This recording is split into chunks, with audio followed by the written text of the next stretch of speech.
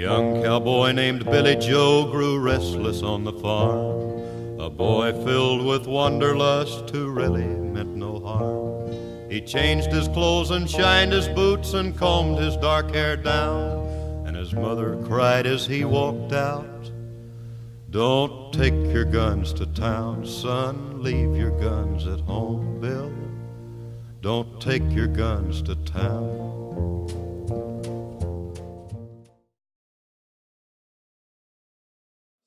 Jack Alden Hoppock. I was born in 1935, May the 30th, in a farm home south of Mound Valley, Kansas, about 5 miles. Lambert, and I believe my granddad was Lambert, and I believe his wife's name was Henrietta. My mother's side, grandfather's name was Charlie Nelson, and grandmother's name was Minnie Nelson. I knew Grandpa Nelson, Charlie, for a short period of time. I was awful young when he died. Grandma Nelson, Minnie, I knew her for she lived till I was probably 14, 15 years old. Well, I know that both of my grandparents were farmers. In Kansas? In the state of Kansas, yes. Grandpa Nelson grew up or farmed close to a creek by the name of Pumpkin Creek, and he used to go down on the creek, and every once in a while they had pawpaw trees down there, and he'd pick pawpaws when they was in season, and we'd eat pawpaws. My dad's name was Freeman Godfrey Hoppock. My mother's name was Delpha C. Hoppock. Okay. Nelson. Mom raised the kids. Dad did what he could to support the family. He done about anything he could get a hold of. It was during a depression, and man, nobody had any money. And he farmed what he could, and then he worked for building air bases around the country. Helped build them at Coffeyville and Edna and other things like that. Mom, she did what she could by raising a garden and raised turkeys and chickens and geese and all the animals, you know. He always was a sharecropper. In other words, he rented farms and farmed them. Only maybe 160 acres, the biggest farm or anything. And later on, he got the opportunity to buy a farm. And one of his rich uncles passed away in Oregon. And he got $5,000 from the estate, so he put that on the farm. And that was back in probably 1950. That was the first time we ever had any money.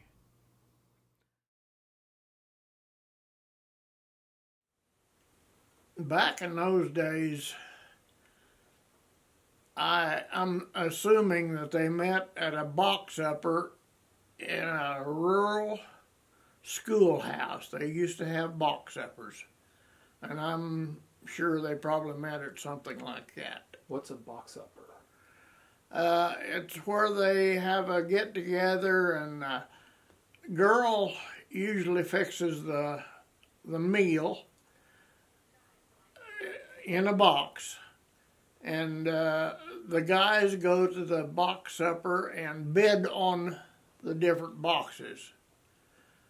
That's a way for the school to make a little money. Gerald was the oldest, Charles, and Regina. Gerald, he was already in the service. He went in 41, and I was only 6 years old.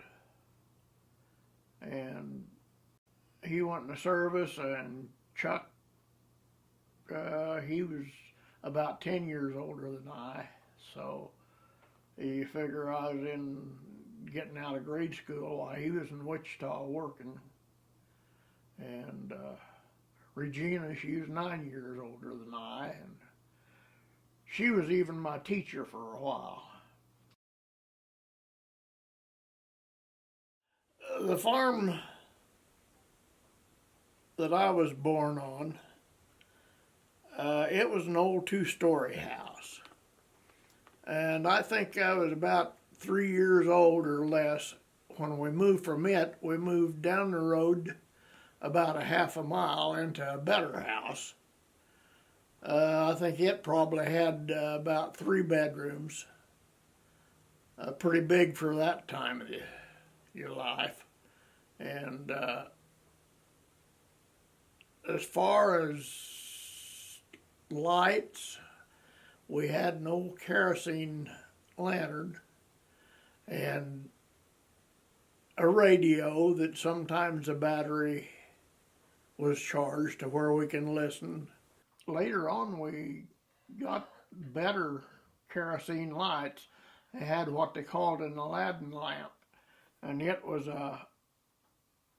had a long globe, probably about that long, and about that big around, and it had a mantle in there, and a big old round wick. You'd light that wick and put the cover and the mantle down over the flame, and that thing would really put out the light. Then we got electricity in about 1953, something like that, 52 or 53. And then after that, why, we got it inside toilet with still didn't have a bathtub though. We had the stool and sink, but Mom still washed dishes in the kitchen in a dishpan. And a washing machine, you used an old Ringer washer that had a gasoline engine on it, and she'd start that thing up and run it and wash your clothes in it. She had a wood stove to start out with, and yeah, she'd cook her bread and everything that we ate in that old wooden stove. And she'd done that for years up until I was probably 8 or 9 years old, and then she got a hold of a gasoline stove.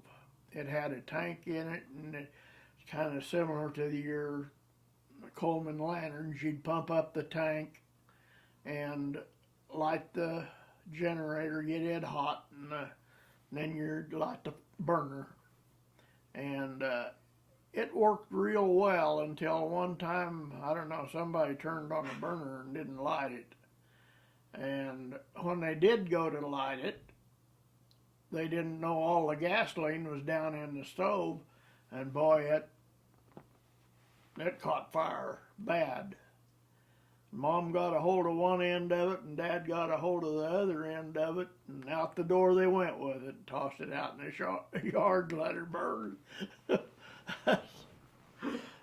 was quite a... That wasn't your fault? Not my fault, no.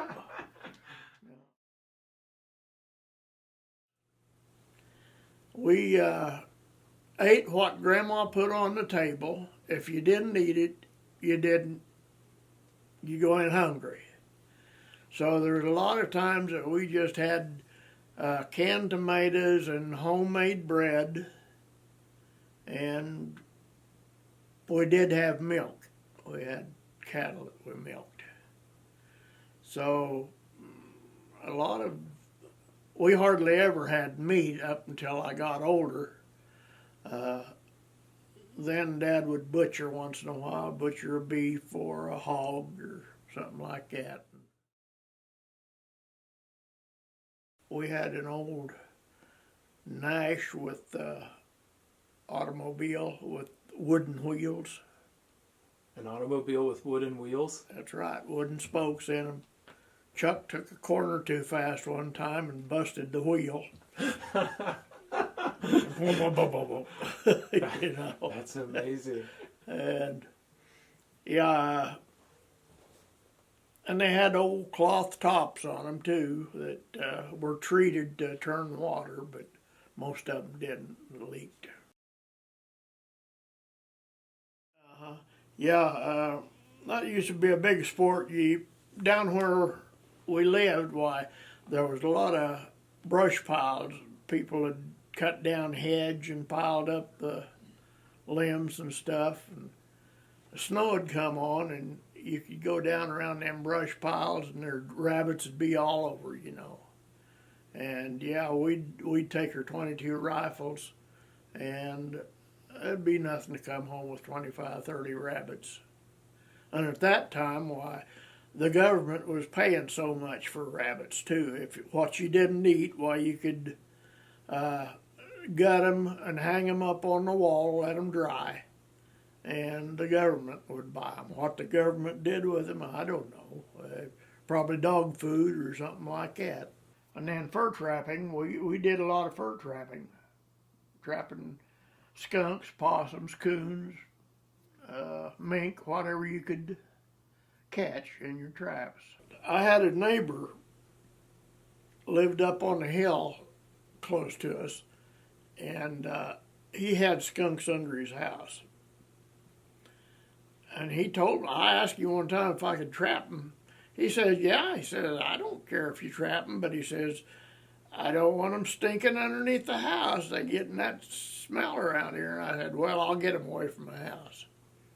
So the first time I caught a skunk, why, they'd always told me, you grab him by the tail and get his feet off the ground, why, he won't do anything. So that worked fine that one time, boy. The next time I did it, why, it didn't work. He just soaked me in my clothes and stunk. I went home, and Mom made me take off my clothes outside. I forget what she washed me down with, but I stunk for a long time. She threw the clothes away. Now, one guy that I did run with, Jack Cosby, him and his brother decided that they would go up on the Bet Creek one night with bright lights and gigs and gig carp and buffalo.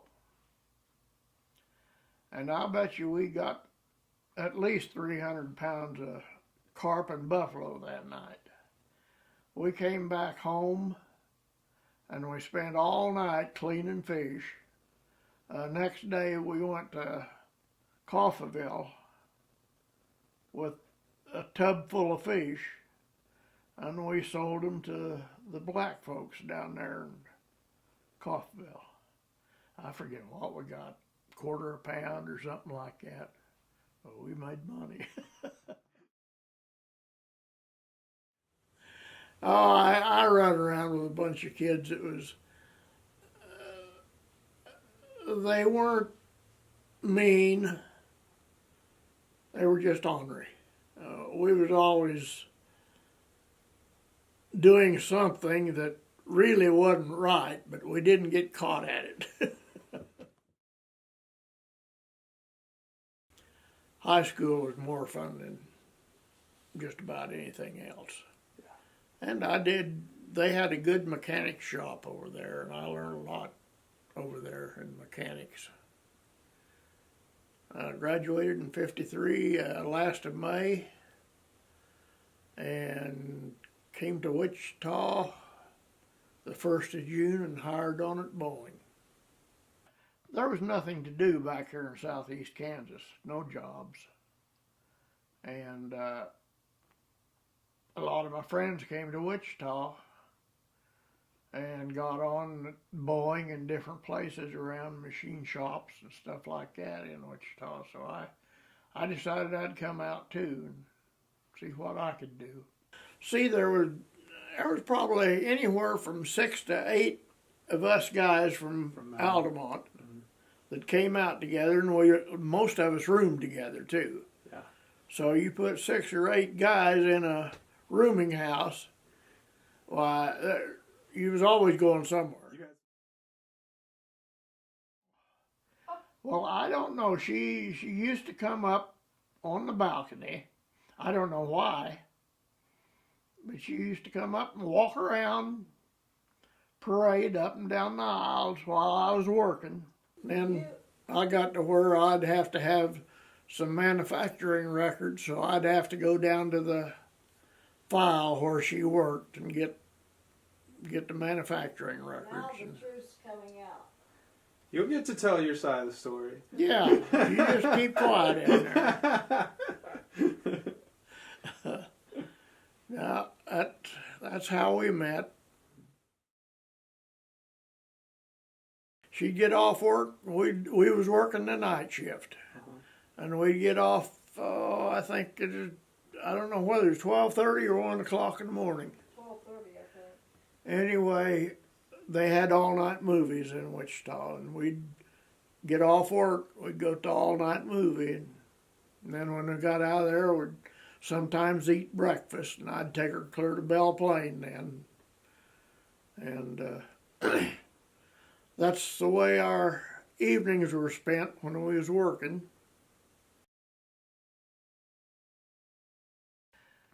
Jerry, he was pretty well quiet. He was a pretty good kid. I kind of disappointed him one time. He got him a paper route, and when he got that paper route, when he made enough money, he bought him a 10-speed bicycle. Fine and dandy. Well, I figured I'd let him figure out how to put it together. And I think he got pretty upset that I didn't help him. But he got it all put together, and that 10-speed on the rear end of it, that was quite a problem. But he got that solved, and he did a good job.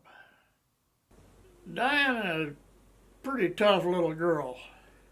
She was in between a couple of boys, and they picked on her a lot. And Diana run with a little girl. Her grandparents lived across the street, and we always had a yard full of kids out here, and the girls played out here a lot. And Mark Allen, of course, he was a baby, and him and Diana had lots of fusses and fights, but nothing serious. And I always thought Mark was really the calmest one of the kids, but come to find out after he'd left home and told some of the stories that he'd done, why, I began to wonder about whether he was such a good kid or not. He But might have been the one instigating all that. He might have been, yeah. But I really enjoyed the 3 kids.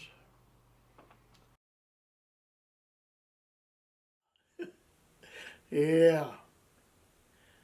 Had one of these round sleds, And I was over there with the kids playing with them, and I went down that hill. It's kind of a jump. Well, I went flying out through there, and when that sled came down, I guess I was sitting straight up. And man, I ended up going into the hospital, and I was laid up for, about 2 months? Something like that. And yeah, I'd messed up some vertebrae in my back, and it took a while for it to heal. Oh, they put me in the hospital, and I laid up there, and I forget what they call it, paralyzed. Anyway, my organs quit working. Oh, wow. Everything quit. And I just began filling up with water, you know. I had to go somewhere, so they had to put tubes down my throat to drain that off. And I don't know, I laid in the hospital for a couple of weeks, I guess. And then they finally sent me home. You know, I think about the most fun that I've had, though, is probably when you were growing up and we all would go to, down here on the Walnut, go fishing. Yeah. Had a lot of fun. He laughed and kissed his mom and said, "You're Billy Joe's a man. I can shoot as quick and straight as anybody can. But I wouldn't shoot without a cause, I'd gun nobody down." But she cried again as he rode away. "Don't take your guns to town, son, leave your guns at home, Bill. Don't take your guns to town." He sang a song as on he rode, his guns hung at his hips. He rode into a cattle town, a smile upon his lips. He stopped and walked into a bar and laid his money down. But his mother's words echoed again, "Don't take your guns